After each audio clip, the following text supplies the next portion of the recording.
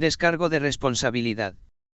Todo el material, historia, diálogos e ilustraciones, utilizado en este vídeo pertenece a sus legítimos dueños. Este canal no reclama propiedad sobre la obra original. El propósito de este vídeo es meramente divulgativo y de apreciación hacia la novela ligera. Créditos a sus respectivos autores y artistas. Capítulo 21, La súplica. Martín dio una palmada a las 3:30 y todos en la sala de conferencias alzaron la vista. Tómate 15 minutos. Hay comida en la despensa. Él mismo había sacado las cajas de magdalenas restantes y las había dejado sobre el mostrador junto a la máquina de café con una nota que decía: sírvase usted mismo, una inversión en ganarse la buena voluntad de los empleados del piso 38 que daría frutos de maneras que no podía predecir, pero en las que había aprendido a confiar. Antes de que Max se marchara, Martín la detuvo en el ascensor con un cheque. Ella lo miró. Esto es más de lo que habíamos acordado. Su precio era demasiado bajo, dijo Martín. $600 cubren el producto, el taxi, su tiempo y la propina que debería haberme cobrado. Max miró el cheque. Luego a Martín. Caroline dijo que harías esto. Caroline me conoce bien. Dijo que intentaría ser generoso de una manera que se sintiera más como respeto que como caridad. Max dobló el cheque y se lo guardó en el bolsillo. Tenía razón, lo cual es molesto porque últimamente se ha vuelto insoportable por tener razón. Pulsó el botón del ascensor. Lo de los $7 que dije ahí dentro, sobre la secundaria. 2. No tienes que explicarme nada, Max. Sé que no. Digo que era verdad. Lo dijo como solía decir casi todo, con naturalidad, sin esperar respuesta. Para que lo sepas, no estaba actuando. Llegó el ascensor. Los pastelitos deberían costar $7, dijo Martín. Cuando estés listo para hablar de eso, llámame. Max lo miró por un instante. Luego entró en el ascensor. Lo pensaré, dijo ella. Las puertas se cerraron. 2 semanas después, Martín condujo el Porsche hasta Raikes. La diferencia en el trayecto era lo suficientemente significativa como para que se permitiera apreciarla brevemente: la dirección precisa, la transmisión PDK funcionando a la perfección, la ausencia total de necesidad de usar el antebrazo. Aparcó en el estacionamiento para visitantes y se sentó un momento, repasando sus notas. El guardia que lo registró era el mismo de su primera visita, el oficial alto que le había explicado cómo funcionaba el botón de alarma. De vuelta otra vez, dijo el agente. Espero que sea la última vez, dijo Martín. El oficial lo miró. ¿Buenas o malas noticias? Bien, creo. Depende de tu perspectiva. Según mi experiencia, dijo el agente mientras lo acompañaba, aquí las buenas noticias siempre son relativas. Eso probablemente sea cierto en todas partes, dijo Martín. Amanda estaba más delgada. 2 semanas más en Raikes habían agravado el problema, las ojeras se habían acentuado, las líneas de su rostro se habían vuelto más marcadas. Su postura también era diferente, la típica de alguien que había pasado suficiente tiempo en un entorno institucional como para que eso hubiera empezado a influir en su forma de ocupar el espacio. Ella levantó la vista cuando Martín se sentó. Observó su expresión. Algo brilló en la suya, la cautelosa reevaluación de alguien que había sufrido suficientes decepciones como para no confiar inmediatamente en las buenas noticias. Tienes un aspecto terrible, dijo Martín. ¿Has estado comiendo? La comida está, se detuvo. Está bien. Cómetelo de todos modos. Necesitas estar en forma. Abrió su maletín. Hablemos de por qué estoy aquí. Colocó el documento sobre la mesa que había entre ellos. Ayer por la mañana, ante la jueza principal Patricia Walsh como testigo, concluí una negociación con el fiscal adjunto en su caso. Mantuvo la voz firme. La fiscalía ha accedido a retirar por completo el cargo de asesinato en 2º grado. Amanda lo miró fijamente. Los cargos revisados son homicidio vehicular y conducción temeraria. 5 cargos en total. Si se declara culpable, será trasladado al Centro Correccional Takahanik en Westchester, un entorno muy diferente al de aquí, y cumplirá 31 meses. Hizo una pausa. Con buena conducta, podrá optar a la libertad condicional a los 14 meses. El silencio en la sala de consulta era de un tipo específico, el tipo de silencio que sigue a la información que el sistema nervioso de una persona necesita un momento para procesar antes de que la mente pueda asimilarla. Amanda abrió la boca. La cerró. 31 meses, dijo. No años. No son años. 2. Esto es real. Firma el acuerdo que está sobre la mesa y este se convertirá en vinculante. Amanda miró el documento. Miró a Martín. Volvió a mirar el documento. Lentamente alzó las manos de alguien que había estado inmovilizada tantas veces en los últimos 2 meses que, incluso libre, las movía con una especie de permiso cauteloso, y abrió la cubierta. Martín miró hacia la esquina superior de la habitación mientras leía. Había una araña trabajando en la unión entre la pared y el techo, moviéndose con la eficiencia deliberada de un ser que sabía exactamente lo que hacía y no tenía prisa. Le dio tiempo a Amanda. No se puede presionar a alguien que está leyendo el documento que define el siguiente capítulo de su vida. Al cabo de un rato, emitió un sonido que no era una palabra, algo entre un suspiro y otra cosa, y apretó el acuerdo contra su pecho. Martín extendió un pañuelo de papel sobre la mesa. Este es el único ejemplar que tengo conmigo hoy, dijo.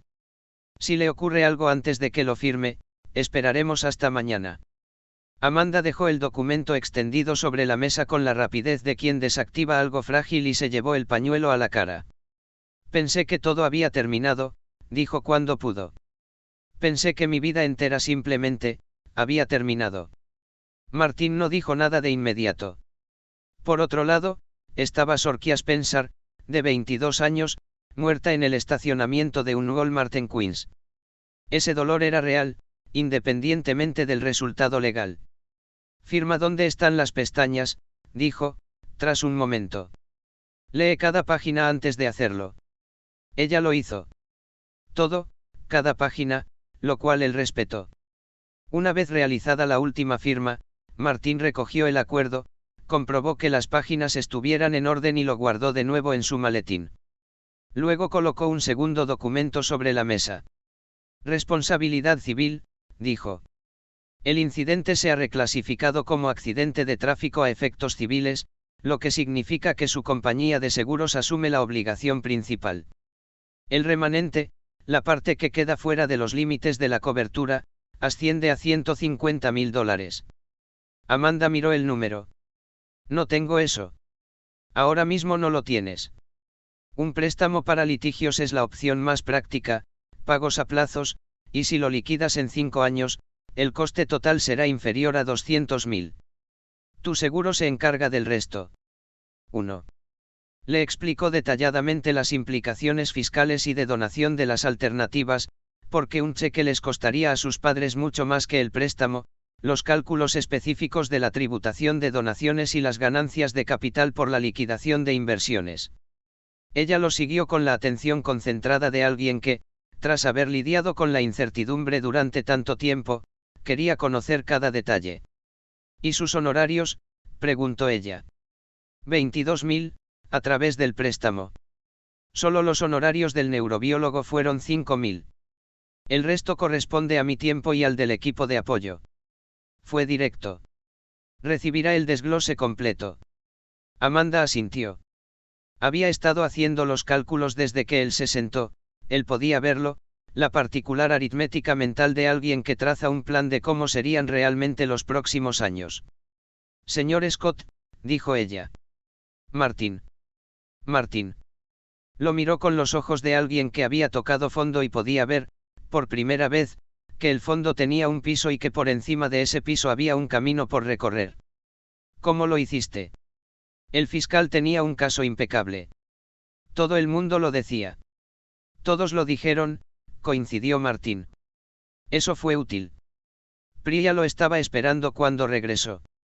Lo siguió desde el ascensor hasta su oficina con la energía concentrada de alguien que había estado guardando una pregunta y había llegado al límite de su paciencia ante la demora. ¿Cómo?, dijo, cerrando la puerta de la oficina tras de sí, logró que el fiscal retirara el cargo de asesinato en segundo grado. Martín se aflojó la corbata, se bebió casi toda una botella de agua y se sentó en el sofá de la oficina. Estuviste presente en todas las reuniones, dijo. Construiste la mitad de la defensa. Sé lo que construimos. El argumento del selector de marchas, el marco de la memoria muscular, el testimonio del neurólogo, eso es suficiente para generar una duda razonable en el juicio. Quizás suficiente para la absolución. Se quedó de pie en el centro de la oficina con los brazos cruzados. Pero el fiscal no lo llevó a juicio. Aceptó un acuerdo que retiraba por completo el cargo de asesinato, 6 semanas antes de la fecha del juicio. No tenía por qué hacerlo. Tenía 5 testigos presenciales. Miró a Martín. ¿Qué hiciste exactamente? Martín echó la cabeza hacia atrás, apoyándola en el cojín del sofá. Le hice una oferta que no pudo rechazar, dijo. 1. Priya lo miró con expresión impasible. Si me citas el padrino, renunciaré. No es un arma. Es dignidad. Miró al techo. Piensen en quién pierde más si este caso llega a juicio y la defensa del selector de marchas se ventila en un tribunal de Manhattan. Priya guardó silencio un momento. El fiscal quedaría en ridículo si anuláramos la acusación de asesinato por un tecnicismo. Eso es la mitad. Ella lo superó. Él observó el momento de la llegada reflejado en su rostro. BMW, dijo ella. Ahí está. Pero usted dijo que el sistema no estaba defectuoso. El sistema no es defectuoso. Funciona exactamente como fue diseñado. Martín se inclinó hacia adelante. Pero también es la tecnología central en la que BMW ha invertido 5 años y varios cientos de millones de euros en desarrollo, que acaban de lanzar en el 15 como su modelo insignia y que planean implementar en toda la gama de modelos durante los próximos 3 años. La miró fijamente. Un juicio en Nueva York, el centro mediático de Norteamérica, donde un abogado formado en Harvard llama a declarar a un ejecutivo de BMW y le pide que explique ante un jurado por qué el selector de marchas de su nuevo SUV insignia confundió a un conductor de 21 años bajo estrés. No importa que el sistema funcione. Lo que importa es la historia. Priya estaba muy quieta. Así que fuiste a BMW, dijo ella. Enviamos una comunicación formal al departamento legal de BMW Norteamérica, dijo Martín con precisión. En ella describimos nuestra estrategia de defensa, las pruebas que presentaríamos y nuestra evaluación de la probable cobertura mediática de un juicio por asesinato en Nueva York centrado en los desafíos ergonómicos de la transición de un sistema de transmisión patentado de reciente lanzamiento. Y lo calificó como un aviso de cortesía. Un servicio proactivo de asesoramiento legal sobre riesgos y consultoría en comunicación de mercado. Martín extendió las manos. No estábamos amenazando a nadie. Simplemente estábamos proporcionando información útil. Y BMW, dijo Priya lentamente, comunicó su agradecimiento por la dedicación del NYPD a la seguridad pública mediante una donación. 5 sedanes Serie 3 para el departamento como vehículos oficiales, sí. Se anunciará el próximo mes. Martín la miró. La Fiscalía del Distrito de Nueva York es, como usted sabe, un organismo judicial totalmente independiente que no acepta contribuciones corporativas. Pero el Departamento de Policía de Nueva York, NYPD, depende de la alcaldía, que a su vez tiene relación con la Fiscalía, lo que significa que la Fiscalía recibió una comunicación sobre la buena voluntad institucional de una dirección que, técnicamente, no era BMW. Sinceramente, no tengo ni idea de cómo se gestionan las comunicaciones institucionales en el gobierno municipal, dijo Martín con total sinceridad. Priya lo miró fijamente durante un largo rato. Esto está sucio, dijo ella. Así funcionan las cosas en la parte del mundo donde se toman decisiones importantes, dijo Martín. Nadie apuntó con un arma a nadie. El fiscal tenía un caso con una vulnerabilidad probatoria real que habría sido televisado en todo Nueva York. BMW tenía un lanzamiento de un sistema que necesitaban proteger. Amanda recibe 31 meses en lugar de 15 años. Hizo una pausa. Díganme quién perdió. Priya estaba callada. La familia de Sorkia Spencer, dijo. Sí, dijo Martín. Esa es la única pregunta para la que no tengo una respuesta clara. Miró por la ventana. La ley no es justicia. A veces es la aproximación más cercana posible. Este fue uno de esos casos. La oficina estaba tranquila. Afuera, la ciudad continuaba su eterna discusión consigo misma, sirenas, bocinas, la tensión palpable de 8 millones de personas compartiendo un espacio limitado. La luz de la tarde se había desplazado, incidiendo en la ventana orientada al sur desde un ángulo que hacía que la habitación estuviera más cálida que una hora antes. Priya descruzó los brazos. La referencia a El Padrino, dijo. Fue intencional. Un poquito, admitió Martín. Eres insoportable, dijo ella. Me lo han dicho. Ella regresó a su escritorio. Martín permaneció sentado un momento más en la tranquilidad de su oficina, con el maletín en el suelo a su lado y el acuerdo de culpabilidad firmado en su interior. 31 meses. 14 con buen comportamiento. Amanda Sohn tendría 23 años cuando saliera de Takahanik. Lo suficientemente joven como para terminar su carrera. Lo suficientemente joven como para construir algo. No era justicia. Era la aproximación más cercana posible. Cogió el teléfono y llamó a Rachel. Ya está hecho, dijo. Ella firmó. Una pausa.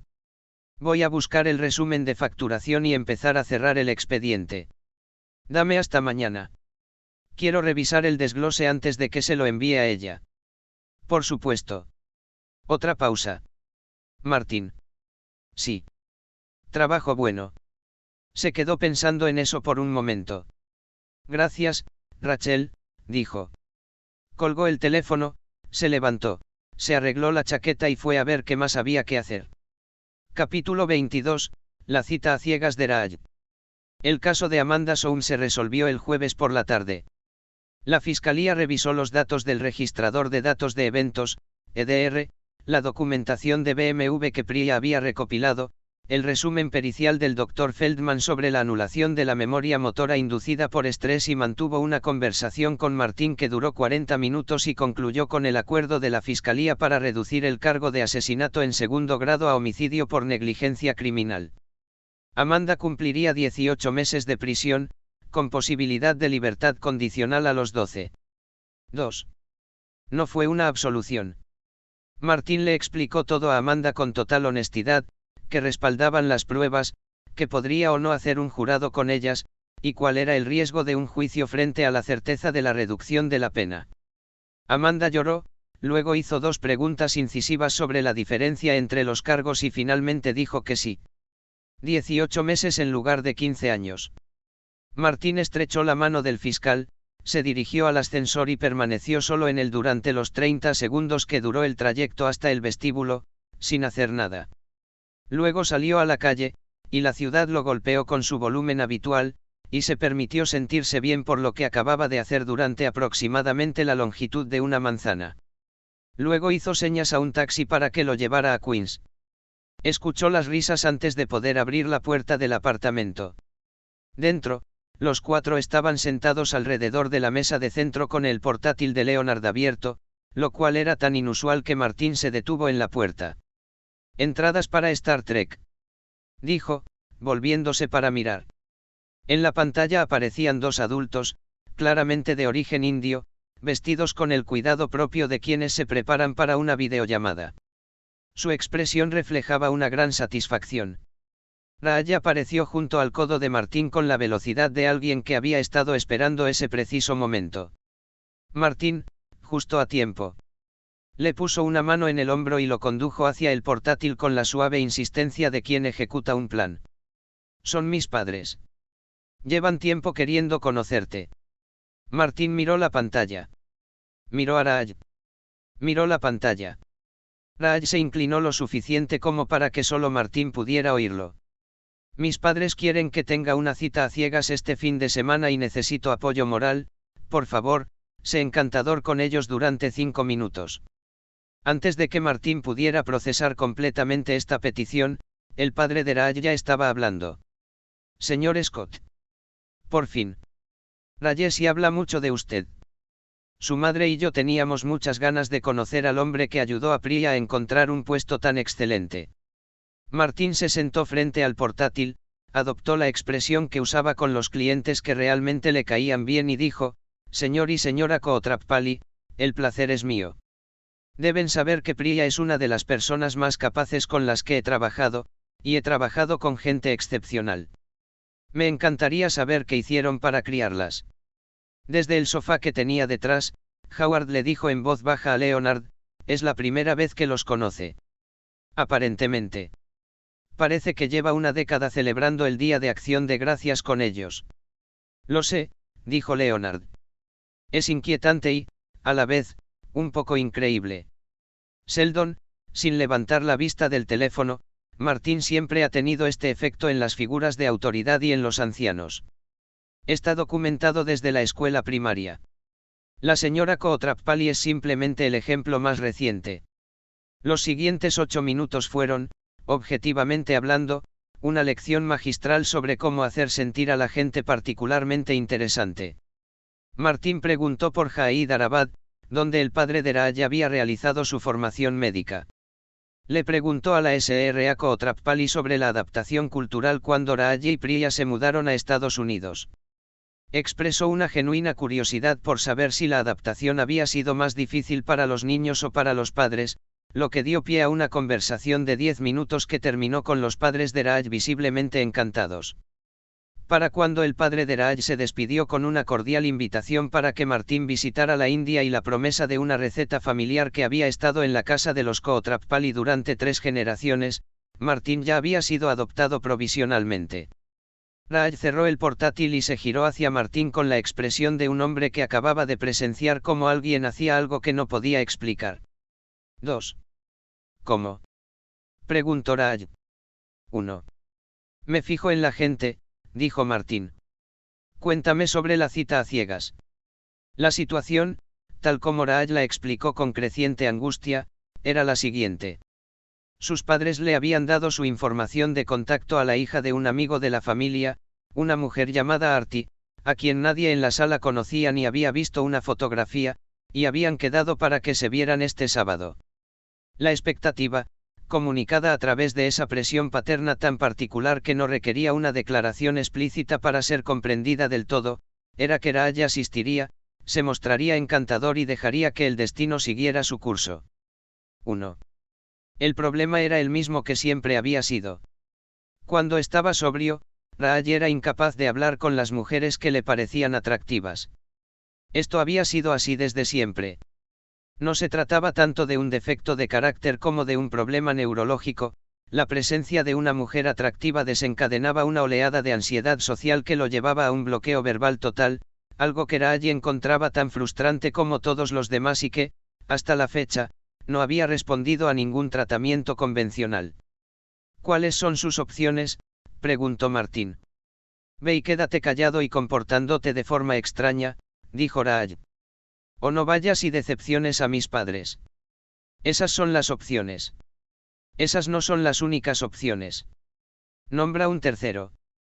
Podrías ir a algún sitio donde te sientas cómodo, con gente de confianza cerca, y ver qué pasa. Martín lo miró. El problema no es la fecha. El problema es el lugar. Un restaurante desconocido, un extraño al otro lado de la mesa, todo el peso de las expectativas paternas, eso es máxima presión. Mínimo apoyo. Raj lo pensó. Penny, que había estado escuchando desde la puerta de la cocina, por donde había aparecido aproximadamente 4 minutos después de que comenzara la conversación, entró completamente en la habitación. Tómalo en el restaurante, dijo ella. Todos la miraron. Trabajo allí. Estaré por aquí. Es un ambiente tranquilo y relajado, sin presiones ni formalidades. Miró a Raj. Y si las cosas se ponen difíciles, puedo estar presente y ofrecerte un apoyo conversacional. Raj miró a lo lejos. Aún así me congelaré. No necesariamente, dijo Penny. Levantó un vaso de la barra, los restos del cóctel verde con el que había estado experimentando. Llevas 10 minutos hablando conmigo. Raj abrió la boca. Luego lo cerró. Luego miró el vaso que tenía en la mano. Oh, dijo. El cóctel, dijo Leonard, enderezándose en su asiento. Es el cóctel el que habla, dijo Raj con un tono de profundo descubrimiento. He estado hablando con una mujer que me parece, se detuvo. Quiero decir, no es que te encuentre a ti. No pasa nada, Raj, dijo Penny. No me ofende. Ha estado funcionando durante toda la conversación, dijo Raj, aún asimilándolo. Ni siquiera me había dado cuenta. ¿Por qué no estabas pensando en ello?, dijo Martín, observándolo atentamente.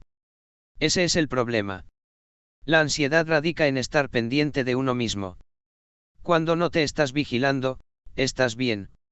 Raj alzó el cóctel verde con la reverencia de un hombre que sostiene algo sagrado. Esto es una poción mágica, dijo.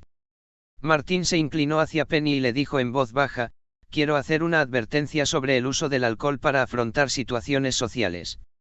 Lo sé, dijo Penny, con el mismo tono bajo. Pero es solo una cita. Déjalo disfrutar del momento. Martín lo pensó. De acuerdo. Podrías venir, dijo Penny. 1. ¿Y qué se conseguiría exactamente con eso? Raj pasaría la cita mirándome y a Artie se la pasaría preguntándose por qué su cita a ciegas había traído a un amigo vestido de traje. 1. Penny lo miró. Solo quería brindarle apoyo moral. A partir de ahora, les brindaré apoyo moral, dijo Martín. Ya les contaré. El sábado por la mañana, Martín preparó café, abrió una novela que llevaba 3 semanas intentando terminar y se sentó junto a la ventana, disfrutando de la particular tranquilidad de un apartamento que había sido ruidoso toda la semana y que en ese momento estaba vacío. Todos se habían ido, Penny a trabajar en su turno, Leonard y Howard como parte de la delegación que acompañaba a Raj, una decisión sobre la que Martín tenía algunas reservas, pero que prefirió no expresar, y Sheldon porque había decidido que le interesaba observar lo que él describió como un experimento sociológico controlado sobre presentaciones románticas culturalmente concertadas. Martín leyó 40 páginas, se tomó un segundo café y se sentó al sol hasta que sonó su teléfono. «¿Tan mal está?», dijo, sin mirar la pantalla. «Sheldon», dijo la voz de Leonard, con el cansancio característico de un hombre que había intentado impedir algo y había fracasado. ¿Qué hizo? Empezó a hablar con Artie. Martín dejó el libro. Sheldon empezó a hablar con una mujer. Por iniciativa propia. La vio y, al parecer, le recordó a un personaje de, ni siquiera sé, algún programa de mitología que veía de niño, y simplemente, empezó a hablar de sus ojos y de... Martín, la comparó con un personaje que lideraba un ejército de monos. Martín apretó los labios. No tiene gracia. Es un poco gracioso. Raj está fuera del restaurante haciendo ejercicios de respiración. ¿Cómo lo está tomando Artie? Una pausa. Parece, entretenida. Lo cual, de alguna manera, lo empeora, porque ahora Raj cree que el método de Sheldon funcionó y quiere probarlo. ¿Qué está haciendo Howard? Howard intenta explicarle a Penny que sus anteriores intentos fallidos de conversación fueron una cuestión de estilo, más que un problema fundamental con su comprensión de las mujeres. ¿Cómo va eso? Le sirvió café descafeinado sin avisarle. Martín cerró el libro por completo. Dile a Raj que vuelva adentro. Dile a Howard que deje de hablar. Y dile a Sheldon. Lo pensó un momento. Dile a Sheldon que el experimento ha producido datos suficientes y que puede redactar sus conclusiones más tarde. ¿Qué le digo a Raj? Está perdiendo el control. Martín reflexionó un momento. Dile algo cierto. Dile que Sheldon, que tiene el instinto social de un académico particularmente concentrado, logró entablar una conversación natural con una mujer que no conocía porque estaba pensando en lo que le interesaba, en lugar de en cómo lo percibían los demás. Hizo una pausa. El cóctel no es la poción mágica. La poción mágica es no controlarse a uno mismo. Sheldon no sabe controlarse, lo cual suele ser una desventaja, pero esta noche fue una ventaja. Una larga pausa en el otro extremo. Eso sí que es útil, dijo Leonard, con un tono ligeramente sorprendido. Lo sé. Ve y díselo. ¿Y qué hay de Howard? Howard necesita otro tipo de ayuda que no estoy capacitado para brindarle un sábado por la mañana por teléfono. Martin volvió a tomar su libro. Infórmeme esta noche. Colgó el teléfono. Fuera de la ventana, Quinn seguía su ritmo sabatino, el cálido bullicio característico de un barrio que no dormía ni bullía, una ciudad en un estado de calma. Martin leyó 15 páginas más, luego se detuvo y miró al techo. En algún lugar de un restaurante de Williamsburg, Raj estaba o bien redescubriendo su habilidad para hablar con mujeres o pasando la peor tarde del mes. Sheldon, casi con toda seguridad, le hacía a Artie preguntas de seguimiento sobre la mitología de una manera académicamente exhaustiva y socialmente inaudita. Howard bebía café descafeinado con la energía concentrada de un hombre que no se daba cuenta de que estaba bebiendo descafeinado. 1. Y Penny estaba detrás de la barra, manejándolo todo con la naturalidad y competencia que aplicaba a todo, lo cual era una de las cosas que los demás subestimaban constantemente de ella. El teléfono de Martin vibró. Un mensaje de Raj, dijo que le gustaría volver a vernos. Hablé con ella durante 2 horas. 2 horas, Martin. Hablé con una mujer durante 2 horas. Entonces, también creo que Sheldon está consiguiendo su número para una especie de correspondencia de intercambio cultural continua y no sé qué pensar al respecto. Martin rió para sí mismo, sinceramente, en el apartamento vacío. Respondió por mensaje de texto, eso es una victoria. La correspondencia de Sheldon es otro tema. Celebremos la victoria. Colgó el teléfono y volvió a su libro. Esa noche, todos volvieron a hablar en voz alta y superpuestas, llenando el apartamento con la energía particular de un grupo que había vivido algo juntos. La historia se contó a retazos e interrupciones, Penny completaba las partes en las que Leonard se equivocaba, Howard añadía contexto que nadie había pedido, y Raj oscilaba entre el orgullo y la perplejidad. Martin escuchaba desde el sofá y se dejaba envolver por la conversación. Esto era lo que el trabajo, con todas sus noches en vela, sus casos imposibles y el peso particular de los momentos más difíciles de los demás, a veces hacía que fuera fácil olvidar, este ruido específico, este apartamento, estas personas y la calidez sencilla de ser conocido por ellas. Llevaba 4 meses con 23 años. 6. Había ganado 2 casos, había creado una red de clientes que a la mayoría de los abogados les había llevado una década desarrollar, había encontrado un selector de marchas que iba a cambiar la vida de una mujer y había visto a sus amigos participar en una cita a ciegas que, contra todo pronóstico, había dado lugar a una segunda cita. No está mal, pensó. No está nada mal. Capítulo 23, el negocio de Max. Nadie armó un escándalo legal por el trabajo en sí. Martin lo había notado al principio de su carrera y lo volvió a notar cada vez que se quedaba trabajando más allá de las 9, lo cual ocurría casi todas las noches. Las escenas en el juzgado, las declaraciones, las dramáticas revelaciones de último minuto, todo eso era real, y cuando sucedía, era tal y como lo mostraba la versión televisiva. Pero representaba quizás el 15% del trabajo en una semana ajetreada. 1.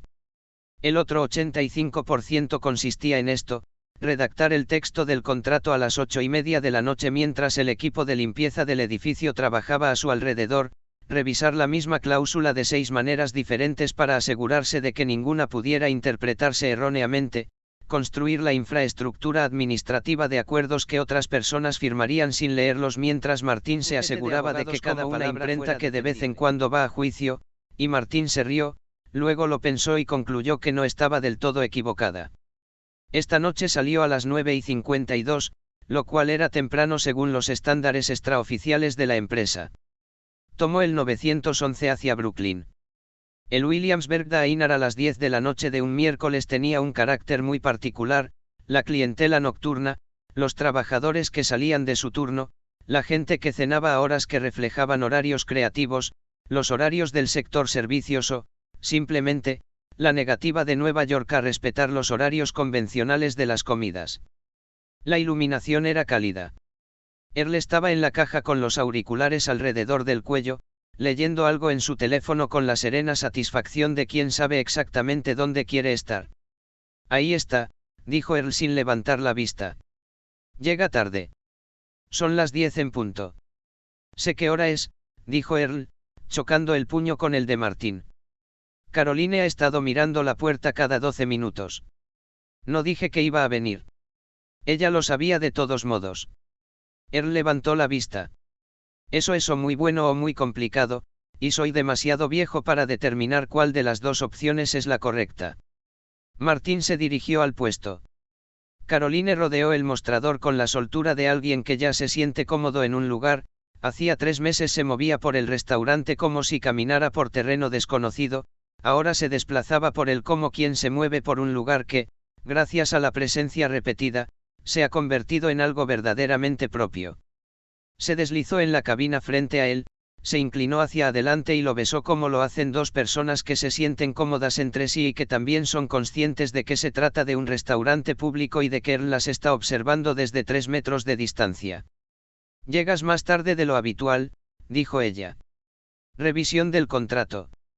El grupo Stern tiene 47 anexos en un solo acuerdo de licencia, y la mitad de ellos tienen referencias cruzadas que deben verificarse individualmente. Tomó el menú, que no necesitaba. ¿Te ves bien?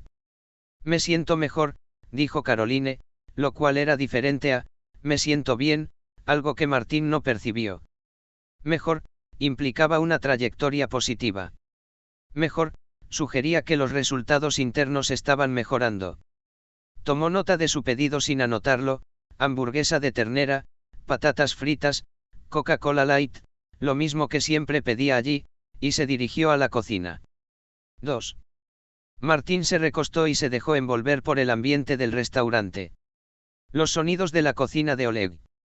La música de Earl, que se oía a bajo volumen desde la caja registradora. 2 mesas más allá, una pareja discutía amistosamente sobre sus planes para el fin de semana. Apareció Max. Se sentó en la mesa frente a él con la naturalidad de alguien que hubiera decidido que la mesa estaba libre y hubiera actuado en consecuencia, sin importar a nombre de quién estuviera la reserva, que, en el Williamsburg Diner, no era el nombre de nadie, porque no aceptaban reservas. Mi mesa está cubierta, dijo, adelantándose a la pregunta. Tengo 5 minutos. Lo miró. Has cautivado a mis clientes. Me han dicho que hago eso. Tú y Caroline. Inclinó la cabeza hacia donde Caroline había desaparecido en la cocina. La mitad de la mesa 7 se pasó los siguientes 10 minutos preguntándome cómo funcionaba lo de los reservados y si era algo habitual. ¿Qué les dijiste?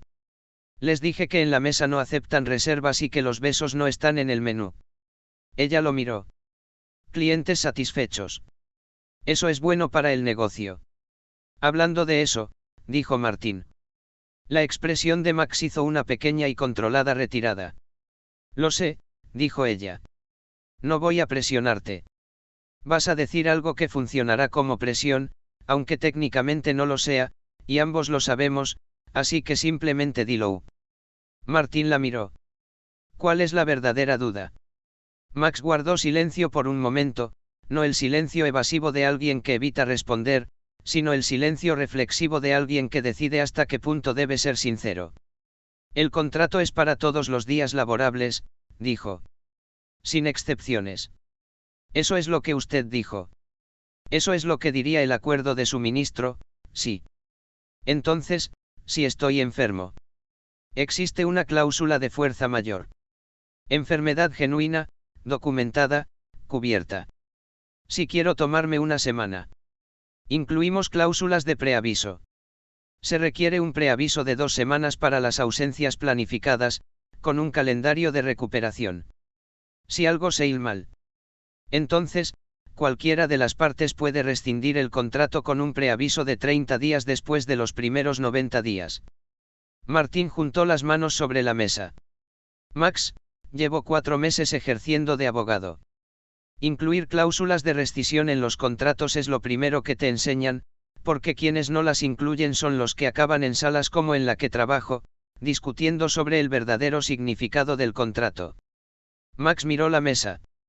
Conozco tu horario, dijo Martín en voz más baja. No porque te estuviera vigilando, sino porque he estado en ese apartamento suficientes veces como para darme cuenta. Estás allí a las 2:30 preparando la tanda del día siguiente. Te levantas a las 8. A las 9 estás al otro lado de la ciudad para el trabajo de niñera. Vuelves a las 2, estás en la cafetería a las 4:30, y aquí hasta las 2 de la madrugada. Hizo una pausa. El contrato de suministro añade 150 magdalenas a tu tanda de las 2:30 y 1 hora a tu mañana para entregarlas en la empresa antes del trabajo de niñera. El resto del día es idéntico. ¿Y si estoy cansado?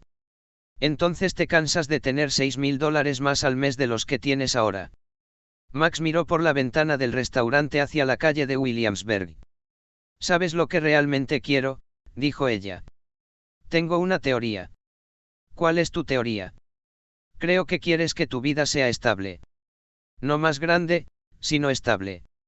Has construido algo que funciona, y tu indecisión no se debe a la pereza ni al miedo al éxito, sino a que has visto lo que sucede cuando lo que funciona se ve alterado por lo que parecen oportunidades. Él la miró fijamente. Lo entiendo. Pero esto en concreto no altera lo que has construido. Lo enriquece. Max estaba callado. Caroline regresó con la comida de Martín, percibió el silencio que reinaba en la mesa y dejó la hamburguesa sin interrumpir. Miró a Max. Max miró a Caroline.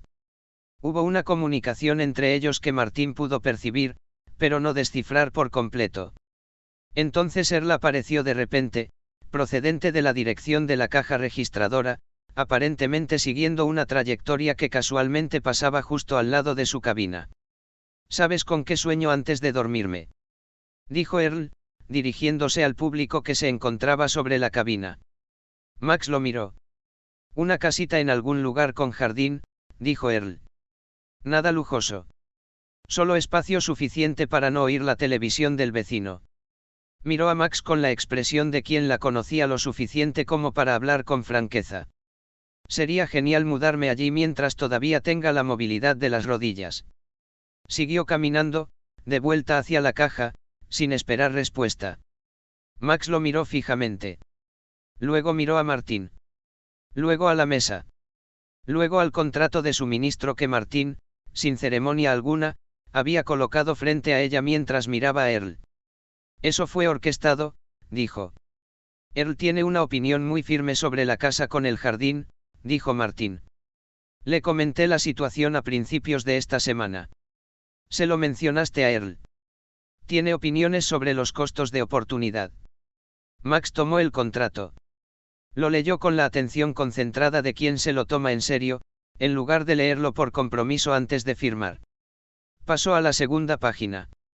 Se detuvo en la cláusula de rescisión. 30 días, dijo.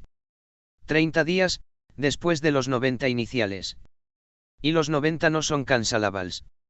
90 días es el periodo piloto. Ambas partes se comprometen a 90 días para establecer el patrón, y luego lo reevaluamos. Tomó su hamburguesa. Si después de 90 días quieres retirarte, avisas con 30 días de antelación y se acabó. Sin penalización, sin resentimientos. Max leyó la cláusula de salida una vez más. Luego, tomó el bolígrafo que Martín había dejado junto al contrato y firmó con su nombre, la firma rápida y decidida de alguien que había tomado la decisión y había terminado de deliberar. Dejó el bolígrafo sobre la mesa. 150 al día, dijo. 150 al día. Si tengo un lote defectuoso. Avísale a Rachel antes de las 6 de la mañana y cubriremos la vacante con el proveedor de pastelería suplente. Esto sucederá tal vez 2 veces al año.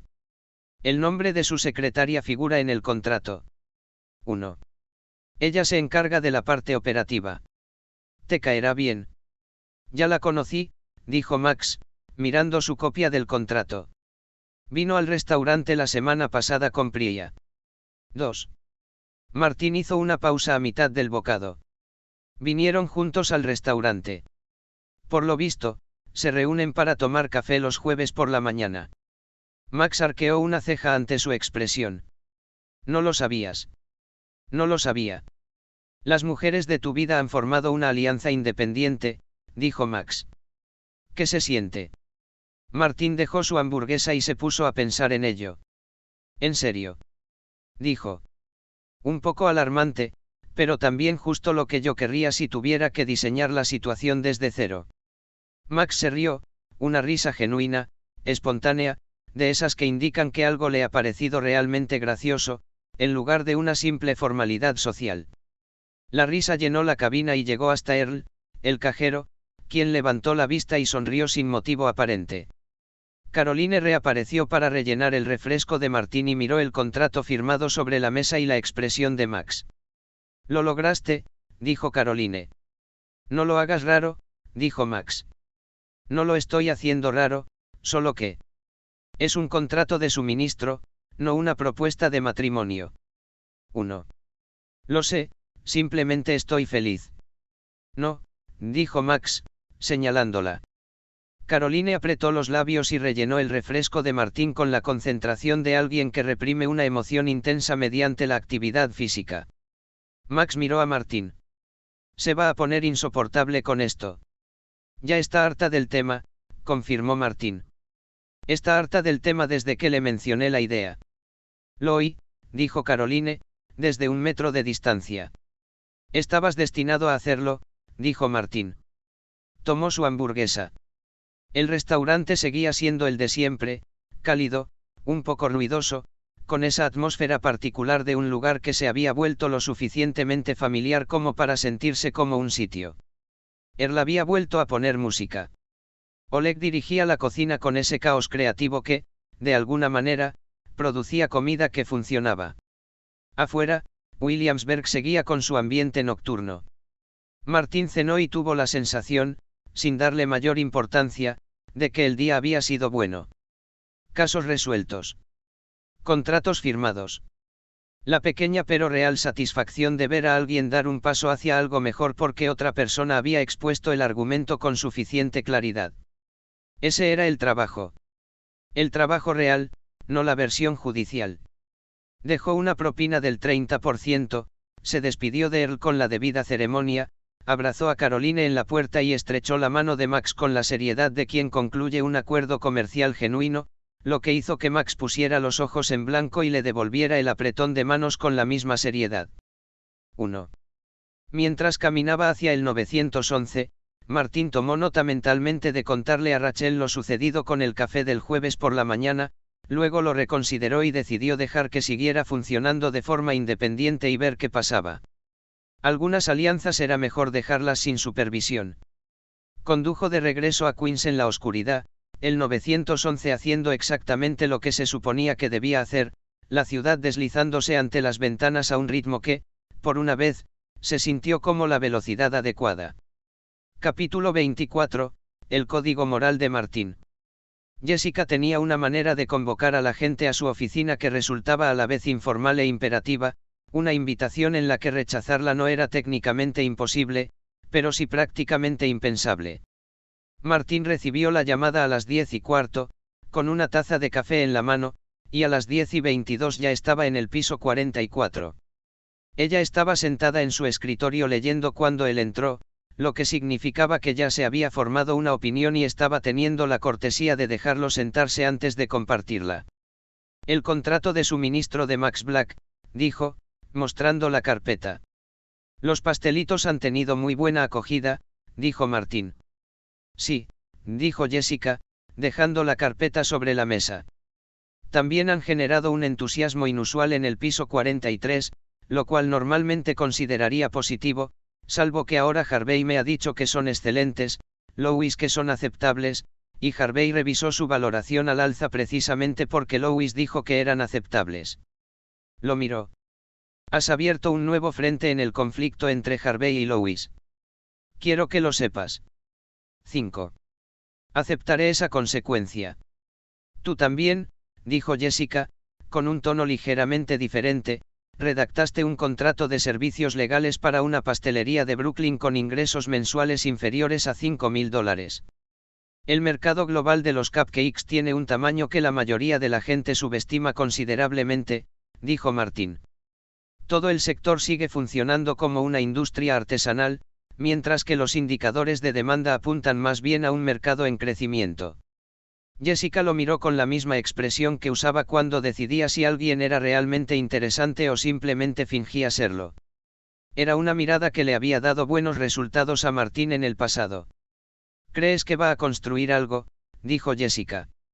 Creo que tiene talento y ética de trabajo, y quería asegurarme de que tuviera la base legal en regla antes de que sucediera nada más. Hizo una pausa. Y me encantan sus pastelitos. Agradezco la honestidad. Jessica cerró la carpeta y abrió otra. Mike Ross. Martín se recostó un poco. Esta tarde llegó visiblemente ebrio, dijo Jessica. En el ascensor. Me saludó, lo cual reconozco. Si uno va a estar ebrio en un ascensor con su socia gerente, reconocer su presencia es, técnicamente, lo correcto. Pero eso no hace que la situación sea menos problemática. ¿Qué pasó? Louis, dijo Jessica con el tono específico que reservaba para él, no precisamente despectivo, sino más bien agotado. Al parecer, hizo que Mike lo acompañara a una reunión con el fundador de una empresa de videojuegos. Decidió que compartir marihuana crearía una buena relación y le pidió a Mike que participara. Martín asimiló esto. Louis obligó a un abogado asociado de primer año a drogarse con un cliente, dijo. Louis le dijo a un asociado de primer año, cuya situación laboral inusual él conocía, que la falta de cooperación tendría consecuencias relacionadas con esa situación. La voz de Jessica era precisa y monótona. Lo cual es una descripción más acertada. La prueba de drogas de Mike, dijo Martín. Todo irá bien, dijo Jessica. Harvey se encargó de ello cuando contrataron a Mike. Pero Mike no lo sabía, por eso Louis tenía tanta influencia. Miró a Martín. Te lo digo porque Harvey es tu socio principal y esto involucra a su asociado, y porque estabas presente cuando contrataron a Mike, lo que te convierte en parte interesada. Hizo una pausa. No te pido que hagas nada. Solo te informo. Comprendido. Deslizó una carpeta sobre el escritorio. Un asunto nuevo. Adquisición de una empresa mediana, con activos por valor de unos 40 millones, de estructura sencilla. Estoy en plena reorganización de la farmacéutica Velázquez y no puedo dedicarle la atención que merece. Mantuvo la mirada fija en él. Comisión del 70-30. Martín cogió la carpeta. Me la llevo. Sé que lo harás. Volvió a concentrarse en su trabajo, lo que en el vocabulario de Jessica significaba que la reunión había terminado. Mike Ross estaba en el cubículo de Rachel bebiendo agua helada con la dedicación concentrada de alguien que intenta despejarse mediante la pura hidratación cuando Martín regresó a la planta. Tenía 23 años, al igual que Martín, y ahí terminaban las similitudes. Mike tenía el aspecto inconfundible de alguien que había tomado una decisión bajo presión y ahora sufría las consecuencias mientras la adrenalina disminuía. 4. Martín se detuvo en el cubículo. Mi oficina. Mike obedeció con la sumisión de alguien que ya no tiene fuerzas para resistir por ese día. Martín se sentó. Mike se sentó frente a él con la postura de alguien que se está preparando. Explícamelo paso a paso, dijo Martín. Mike le explicó todo. Louis, la reunión con el cliente, el enfoque de construir relaciones, la amenaza de la prueba de drogas. Todo salió a la luz de forma directa y algo apresurada, como cuando alguien ha estado guardando información durante horas y finalmente tiene dónde ponerla. Martín escuchó sin interrumpir. La amenaza de la prueba de drogas, dijo Martín cuando Mike terminó. ¿Le creíste? Él sabía de mi situación, dijo Mike. Si realmente tenía algo. Estaba adivinando, dijo Martín. Louis Litt es socio principal de una de las 4 mejores firmas del país. No es, ni ha sido nunca, alguien que deje un arma como esa por ahí sin verificar.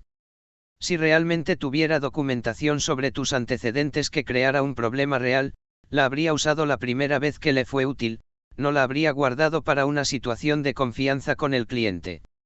Martín hizo una pausa. Estaba interpretando tu ansiedad y aprovechándola. Eso no es evidencia, es un farol. 1. Mike se sentó con esto. Harvey no te habría contratado, dijo Martín, si no se hubiera resuelto el asunto de la prueba de drogas. Harvey no se busca problemas. Piensa en todo lo que has visto de él en el último mes y dime si eso tiene sentido. Una pausa. Luego, sí. Así es. Así que Louis no tenía nada. Tenía tu miedo a la posibilidad, que es diferente.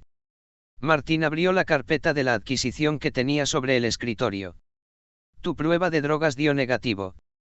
Louis sabe que dio negativo porque, de no ser así, la exposición de Harvey sería significativa y Louis ya habría actuado al respecto. El hecho de que siga con el farol significa que no tiene ninguna pista. Mike exhaló lentamente. De acuerdo. Lo que deberías estar pensando ahora, dijo Martín, es cómo vas a manejar a Louis de ahora en adelante. Porque esta no será la última vez que intente algo. ¿Qué debo hacer? Vuelve con Harvey y cuéntale lo que pasó. No porque necesites que te rescaten, sino porque Harvey necesita saber que Louis persiguió a su socio y el método que utilizó. Esa es información que Harvey usa. Dársela no es una debilidad, es la forma en que funciona la firma. Mike lo miró. No vas a decírselo tú mismo. No me corresponde hablar de eso. Eres socio de Harvey. Martín cogió su pluma. Y ya que estamos, necesito 2 entradas para el ballet de la ciudad de Nueva York el mes que viene. En el Lincoln Center. Buenos asientos, no a los lados. 2. Mike parpadeó. ¿Quieres que te consiga entradas para el ballet? De Louis. Como gesto de buena voluntad por las molestias. Martín pasó una página de la carpeta. Dígale que la solicitud viene de un colega que prefiere considerar lo ocurrido esta tarde como un malentendido. Entenderá la implicación y facilitará las entradas, ya que no le cuesta nada y así se da por zanjado el asunto. Mike lo miró fijamente por un momento. Eso es, en realidad es bastante brillante. Es lo habitual, dijo Martín. Resolución de conflictos mediante un gesto para salvar las apariencias. En la Facultad de Derecho se enseña en la segunda semana, pero las aplicaciones tardan más en desarrollarse. Levantó la vista. 2 entradas. Buenos asientos. Mike se marchó con la energía de alguien que ha llegado a una mala situación y se va con un plan, que era todo lo que se podía pedir. Martín giró su silla hacia la ventana. Desde el piso 43, la ciudad seguía siendo la misma de siempre, enorme, singular, indiferente a las pequeñas travesías que tenían lugar dentro de los edificios que albergaba. En días despejados, podía divisar una porción del río Hudson, y hoy estaba despejado. Pensó en Mike. La serie Suits que recordaba de su vida anterior trataba sobre 2 personas fundamentalmente decentes que, en ocasiones, hacían cosas cuestionables en un sistema que premiaba la agresión y castigaba la vulnerabilidad. Lo que la hacía funcionar era la honestidad que se escondía tras la aparente sofisticación, la sensación de que tanto Harvey como Mike querían ser mejores que las circunstancias en las que se encontraban. Mike Ross se presentó a una entrevista de trabajo con marihuana en su maletín y un título falso de Harvard en su currículum, y aún así, de alguna manera, resultó ser la persona ideal para el puesto, lo cual era el tipo de paradoja que hacía interesante el drama legal. La situación de Martín era diferente. Lo había conseguido todo de la forma convencional, el título, las credenciales, el examen de abogacía, porque había entendido desde el principio que el único lugar donde quería estar era uno que él mismo hubiera construido. Reconoció en privado que no se trataba solo de ética. Se trataba de matemáticas. La sociedad secreta Skull and Bones. El Consejo de Relaciones Exteriores. Las salas donde se tomaban las decisiones, no las que se hacían públicas, sino las que las precedían. Martín había pasado la mayor parte de su vida anterior convencido de que esas salas existían y de que quienes las ocupaban se regían por normas distintas a las del resto. Desde su renacimiento, había revisado esa teoría. Las habitaciones existían. Las reglas eran, en su mayoría, reconocibles. Lo que distinguía a quienes llegaban a esas habitaciones no era que hubieran hecho trampa, sino que habían construido algo que nadie podía arrebatarles. Harvey Specter tenía un índice de éxito del 100%. Jessica Pearson había fundado el bufete que llevaba su nombre. Martín contaba con una cartera de clientes que incomodaría a la mayoría de los abogados con 10 años de experiencia, y que había reunido en tan solo 4 meses. Lo que no iba a hacer era involucrarse en la lucha de poder interna entre Harvey, Jessica, Louis y la situación de Hartman, que sabía que se avecinaba gracias al programa, el socio mayor pródigo cuya esposa enferma lo había mantenido alejado del juego, cuyo regreso desestabilizaría todo. 4. No iba a tomar partido.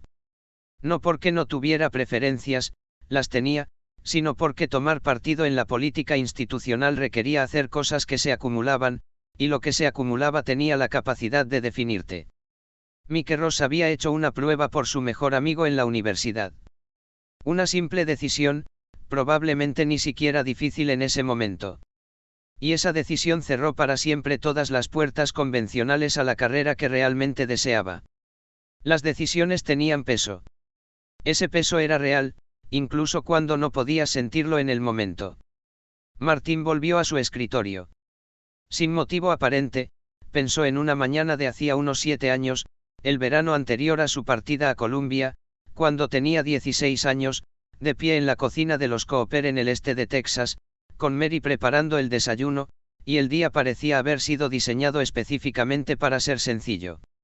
La hermana gemela de Sheldon, Missy, había llamado a su puerta la noche anterior, lo cual había sido una situación aparte, que Martín había manejado con una combinación de afecto genuino y verdadera determinación, y se había sentido bien con la forma en que lo había hecho, bien de la manera específica en que uno se siente bien cuando ha hecho algo de acuerdo con sus propios valores en lugar de aprovechar la oportunidad disponible. 1. Había llamado a Sheldon a Alemania para contárselo, en parte porque Sheldon era su amigo más antiguo y en parte, si era sincero, porque quería que alguien reconociera la decisión. Sheldon guardó silencio por un momento. Luego dijo, con la precisión característica de quien había pensando en algo desde un ángulo que nadie más había considerado. Para que conste, siempre he creído que tenías una mayor capacidad de autogobierno que la mayoría de las personas de tu grupo demográfico. Además, dada la trayectoria académica actual de Missy, el balance genético de tu hipotética descendencia habría sido subóptimo. Así que probablemente tu decisión fue acertada en muchos aspectos. De nada. Martín estaba de pie en su antigua habitación de la infancia, con el teléfono en la mano, sin saber si reír o sentirse ligeramente ofendido. Se había reído. Luego bajó las escaleras y ayudó a Mary con el desayuno. Se giró hacia la carpeta de adquisiciones que tenía sobre su escritorio. Activos por valor de unos 40 millones de dólares. Estructura sencilla. Reparto a partes iguales, 70 y 30, con el mejor abogado de Nueva York. Tomó su pluma y se puso a trabajar. Capítulo 25, la elaborada mentira de Sheldon. Martín aparcó en la calle, en el lugar que había debajo del edificio, a las 6:47, y estaba saliendo del 911 cuando vio a Penny bajando por la acera trotando. Vestía ropa de baile, mallas, una sudadera desgastada de la NYU con el cuello cortado, el pelo recogido en un moño que casi se le había deshecho, y se movía con la energía particular de alguien que llevaba un par de horas trabajando duro y que hacía aproximadamente 90 minutos que había dejado de preocuparse por su aspecto. Oye, Martín cerró el coche con llave. Por favor, dime que vienes de algún sitio, no que vas a algún sitio. Ensayo de baile. Penny apoyó las manos en las rodillas y recuperó el aliento. 3 horas. Mis pantorrillas se están revelando. Martín la siguió el paso hacia la entrada del edificio. Las escaleras van a ser un lío. Las escaleras siempre son un problema. Se enderezó y sacudió los brazos. Prefiero verlas como una sesión de fisioterapia. Recogieron su correo de los buzones del vestíbulo. El de Penny contenía lo que parecía ser un extracto de tarjeta de crédito, una notificación para formar parte de un jurado y un folleto de una tintorería a la que nunca había ido. El de Martín contenía un catálogo de un relojero que había mencionado una vez de pasada en alguna lista de correo y del que, al parecer, nunca se libraría, además del surtido habitual de cosas dirigidas al residente actual que confirmaban que la administración del edificio tenía una opinión muy marcada sobre su limpiador de suelos. Extractos bancarios y cupones, dijo Penny, mirando su pila. Es una etapa de la vida, dijo Martín. Tienes un catálogo, dijo, señalando el folleto del relojero. Eso es diferente a los cupones. Son cupones aspiracionales, dijo Martín. Filosóficamente, es lo mismo. Ella se reía, lo cual era uno de los placeres seguros de cualquier día. La risa de Penny era incondicional, no calculaba si algo era lo suficientemente gracioso como para merecerla, simplemente surgía. 2. Empezaron a subir las escaleras. ¿Puedo preguntarte algo?, dijo Penny, entre el segundo y el tercer piso. Normalmente no se pide permiso. 1. Esto se está volviendo personal. Lo miró de reojo. Puedes permitirte vivir en cualquier sitio de esta ciudad. Te he visto escribir cheques que cubrirían mi alquiler durante un año sin inmutarte. Así que, ¿por qué? Señaló la escalera, la iluminación tenue, el ascensor que llevaba averiado desde antes de que se mudara. ¿Por qué aquí? Martín consideró esto. ¿Sabes por qué las mujeres de Río tienen una postura tan extraordinaria y una fuerza increíble en la parte inferior del cuerpo?, preguntó. Penny lo miró fijamente. Esta va a ser una respuesta sincera o una forma de dar un rodeo para llegar a ella. El terreno de Río tiene cambios de elevación drásticos. Algunos barrios descienden 30 metros a lo largo de una sola calle. La gente camina por esas calles todos los días como si usaran una máquina de escaleras, solo que no lo piensan, simplemente viven. El buen estado físico es un subproducto del entorno. Hizo una pausa. Noruega hace lo mismo. San Francisco. Cualquier lugar que te obligue a sortear el terreno simplemente para existir en él. Penny lo pensó. Entonces, estás diciendo que el ascensor averiado te mantiene en forma. Lo que quiero decir es que me mudé aquí cuando era estudiante, que es cuando uno se muda a donde el alquiler es asequible y el doctor en física de al lado parece una persona razonable con quien compartir los gastos.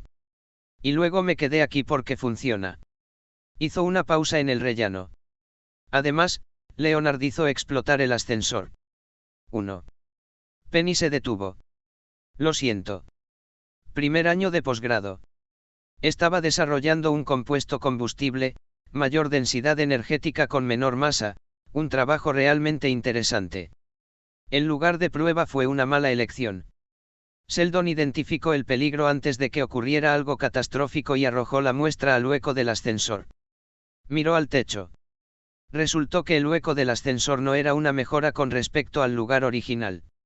Hay un cráter, dijo Penny. Hay un informe, corrigió Martín. El Departamento de Policía de Nueva York tiene un expediente abierto sobre el incidente.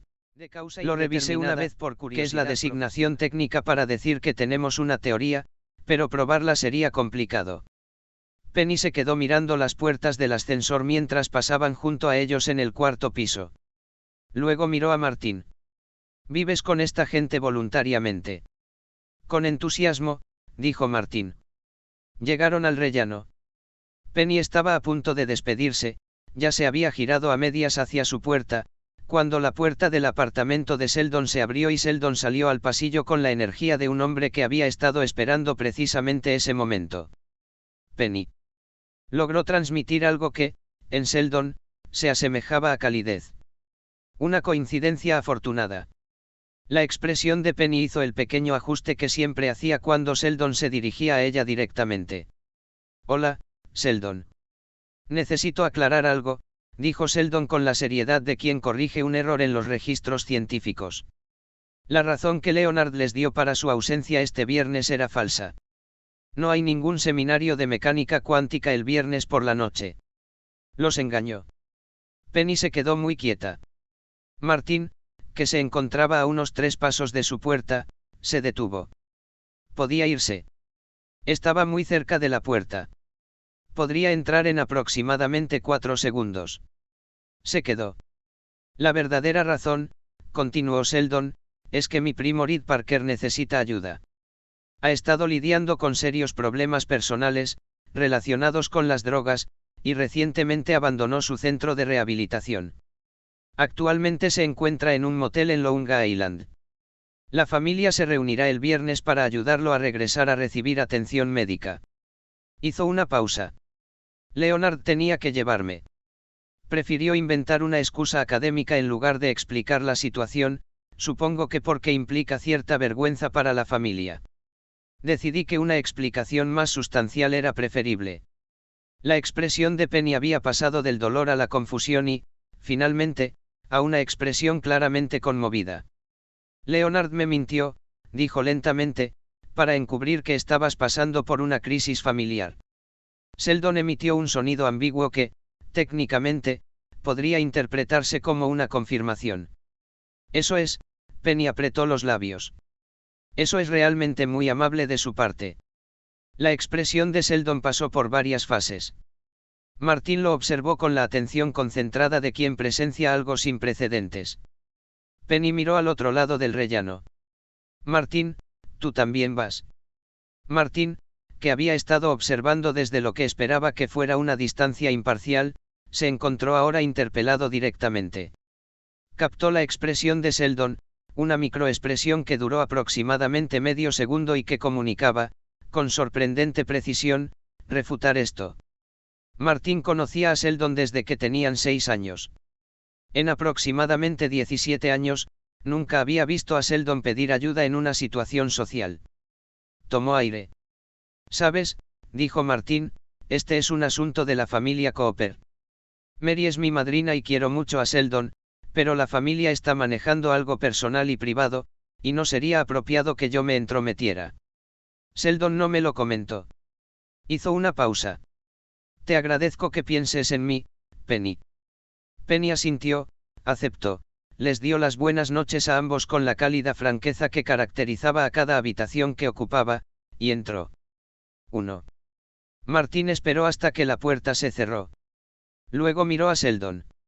Sheldon miró hacia atrás con la expresión de un hombre que acababa de hacer algo de lo que no estaba del todo seguro y que esperaba la evaluación. Martín abrió la puerta del apartamento. Adentro. Leonard estaba en la sala de estar en bata, aparentemente entre lo que había estado haciendo y lo que planeaba hacer, y miró la llegada de Martín con la expresión despreocupada de un hombre que aún no sabía que había pasado nada. Has vuelto antes de lo previsto. Le contó a Penny sobre Reed Parker, dijo Sheldon. La expresión de Leonard cambió rápidamente. ¿Qué le dijiste? La explicación más completa, dijo Sheldon. La excusa del seminario no era lo suficientemente creíble. Determiné que se necesitaba una explicación más elaborada. La excusa del seminario fue mi excusa, dijo Leonard. Fue mi mentira. No tenías por qué. Tu mentira era transparente, dijo Sheldon. Un seminario de mecánica cuántica un viernes por la noche tiene una probabilidad previa muy baja. Cualquiera con un mínimo conocimiento de la planificación académica. Penny no está familiarizada con la planificación académica. Penny no lo hace, pero su reacción estaba calibrada al tipo de excusa que la gente usa cuando no quiere asistir a un evento social, y a la probabilidad de que ella. Sheldon, dijo Martín, sentándose en el sofá. Cuéntame qué está pasando. Sheldon se lo explicó paso a paso con la precisión de quien redacta un informe detallado.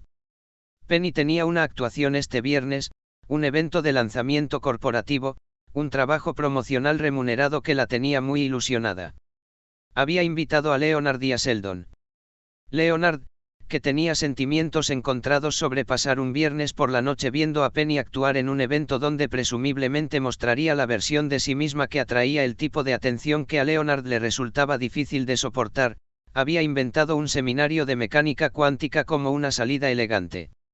En apariencia, era una estrategia social razonable, aunque un tanto cobarde. Sheldon había detectado el fallo, la excusa era poco convincente.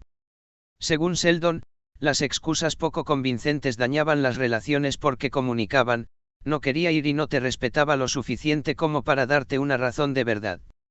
Esto, había determinado, era una mala práctica.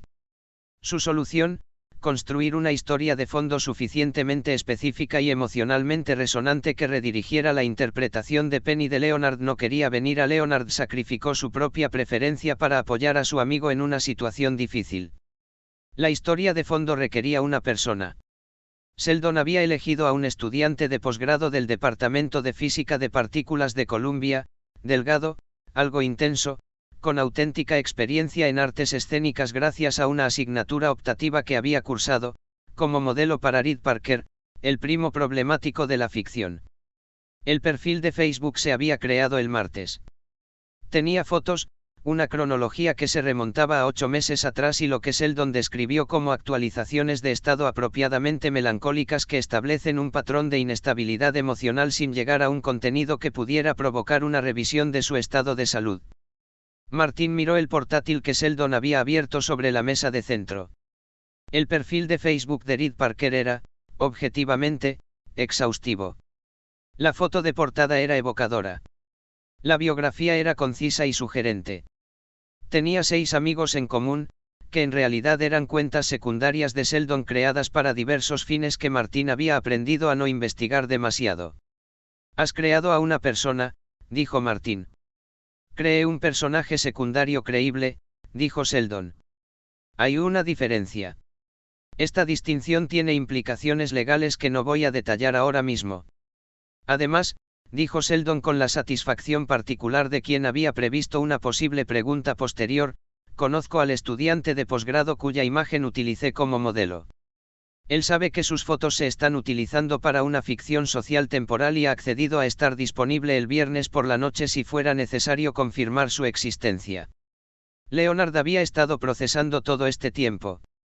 Tienes un respaldo humano. Reed Parker tiene que ser auténtico el viernes», dijo Sheldon. «Una fotografía es una prueba. Una persona es la confirmación». «Contrataste a un actor», dijo Martin. «Contraté a un físico cooperativo con formación teatral a cambio de una revisión favorable del resumen de su solicitud de subvención», dijo Sheldon. «La palabra contratado implica una compensación económica, lo cual». «Sheldon», dijo Martin, recostándose. «¿Qué sucede exactamente el viernes?» «Leonard me deja en Patchogue, supuestamente para encontrarme con la familia en el motel. Paramos en una cafetería, tomamos un café y regresamos después de un tiempo prudencial. Penny está actuando y no estará pendiente de dónde estamos. Toda la operación dura aproximadamente 3 horas. ¿Y si Penny pide venir? No lo hará. Tiene una actuación. ¿Y si después pide reunirse con Reed Parker? Por una preocupación genuina». Sheldon hizo una pausa.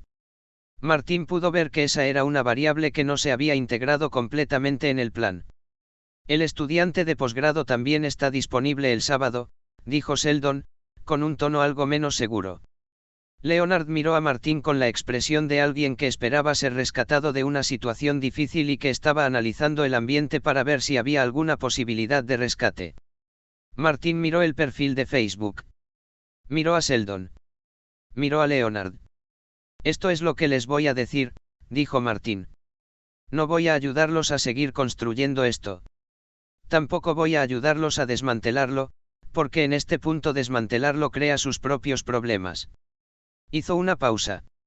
«Lo que sí les diré es que Penny va a hacer preguntas, y esas preguntas van a requerir respuestas coherentes, y ustedes dos no son coherentes bajo presión». «Soy totalmente coherente», dijo Sheldon. «Eres coherente dentro de tu propio marco de referencia, lo cual no es lo mismo que ser coherente con la versión de los hechos de Leonard, que tiende a cambiar porque Leonard se siente culpable cuando miente a la gente que le importa». Martin miró a Leonard. «¿Te sientes culpable ahora mismo?» «Un poco», admitió Leonard. «Esto es lo que hay que hacer», dijo Martin, poniéndose de pie. «Leonard, tu trabajo el viernes es estar donde dijiste que estarías y dar una explicación coherente, breve y sin adornos, sin exagerar bajo ninguna circunstancia. Sheldon, tu trabajo es dejar que Leonard responda a las preguntas y no añadir detalles». Los miró a ambos. «¿Y si esto se complica, si Penny quiere ver a Reed, si se lo comenta a alguien, si la situación toma un rumbo inesperado, acude a mí antes de hacer cualquier otra cosa?» «¿Por qué?», dijo Leonard. «Porque soy abogado y controlar la escalada de una ficción social antes de que se convierta en un asunto legal entra dentro de mis competencias profesionales». Martin cogió su maletín de la puerta donde lo había dejado. «Además, me gustaría que me avisaran con antelación si un desconocido aparece en nuestro apartamento el sábado por la mañana comiendo bacon y haciéndose pasar por el primo de Sheldon». 2. Leonard se quedó paralizado. «No creerás. Creo que Sheldon planeó todo con mucho cuidado», dijo Martin, y seleccionó a alguien con formación teatral por una razón específica. Esa razón depende completamente de lo que Sheldon considere un escenario de cobertura total. Ambos miraron a Sheldon. Sheldon tenía la expresión de alguien que, de hecho, había considerado un escenario de cobertura total y ahora estaba decidiendo cuánto de ello compartir. Reed Parker, dijo Sheldon con cautela, está dispuesto a hacer una breve aparición pública si fuera necesario para restablecer la continuidad. Los parámetros están definidos. Se gestionaría adecuadamente. Sheldon, dijo Leonard lentamente. La probabilidad de que sea necesario es baja, dijo Sheldon. Sheldon. Menos del 20%. Sheldon. Posiblemente 25%. Hizo una pausa. Los márgenes de error son significativos. Martín miró al techo por un momento. Buenas noches, dijo.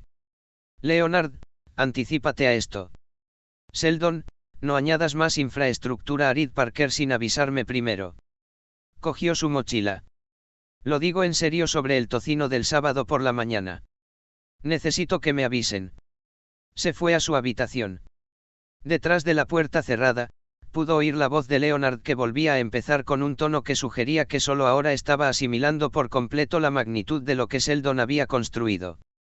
Martín se quitó la ropa de trabajo, se sentó en el borde de la cama y miró al techo. En algún lugar de este edificio, un primo ficticio de Cooper, adicto a las drogas, tenía un perfil de Facebook, 8 meses de historial construido y un suplente humano en espera. Pensó en lo que le había dicho a Mike Ross aquella tarde, sobre el peso de las decisiones, sobre cómo una sola decisión podía cerrar puertas que tardarían años en reabrirse. Entonces pensó en Sheldon, quien operaba según un cálculo moral completamente diferente que, de alguna manera, siempre llegaba a resultados que, según los propios criterios de Sheldon, eran óptimos. Martín había pasado 17 años intentando comprender cómo funcionaba el cerebro de Sheldon. Todavía no estaba allí. Apagó la luz y se durmió. En la sala de estar, Leonard seguía